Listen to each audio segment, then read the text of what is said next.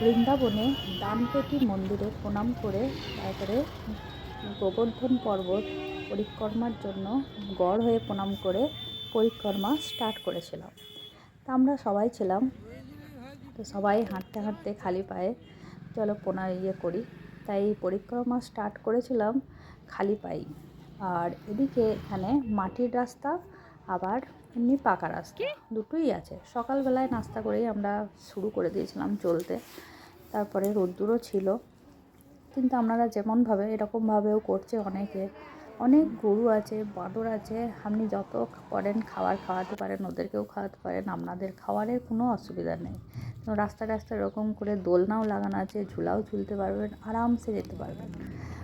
এরকম অনেক ঝিল আছে, মানে কুণ্ড বলে এগুলো, রাধাকুণ্ড, শ্যামকুণ্ড, অনেক কিছু কুণ্ড আছে, অনেক, মানে দেখে শেষ করা যাবে না।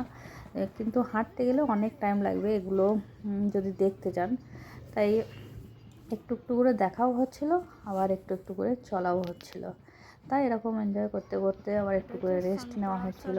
কেননা এই 21 কিলোমিটার হাঁটা সত্যি করা মুখের ব্যাপার না, কিন্তু তবুও রাধা নাম জপ করতে করতে হাঁটা হচ্ছিল। ওই যে গাড়িটা দেখলেন, ওটা হচ্ছে একজনের মানে গাড়ি, কোনো সাধুর, যেরকম ঠেলে ঠেলে যাবে, ওর ঘরের মধ্যেই থাকে, আবার এখানে ওখানে নিয়েও যেতে পারে। বেশ সুন্দর, তাই ফটো তুললাম।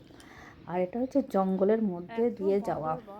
এটাই হচ্ছে পর্বত। ওই যে সাইডে দেখছেন এমন, ওইখানে একটু পর্বতের এখন কিছু নেই ঠিকই, কিন্তু তবুও পর্বত, মানে একটু একটু উঁচু উঁচু পাহাড় আছে, ওপর নিচে এরকম আছে যেগুলো।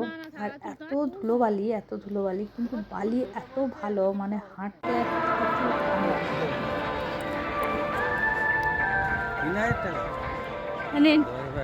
দাদা, এটা দলের লিডার আমাদের ঘোরাতে নিয়ে যাওয়ার, আর এটা হচ্ছে অ্যাসিস্ট্যান্ট, আর আমরা যাত্রী।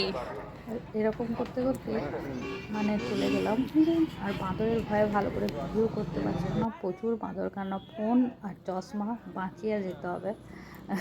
তাই সেই জন্য খুব সাবধানেই ভিডিও করছিলাম, সব রকম ভিডিও করতে পারিনি। যেমন লাগলো, ভালো লাগলে অবশ্যই কমেন্ট করবেন।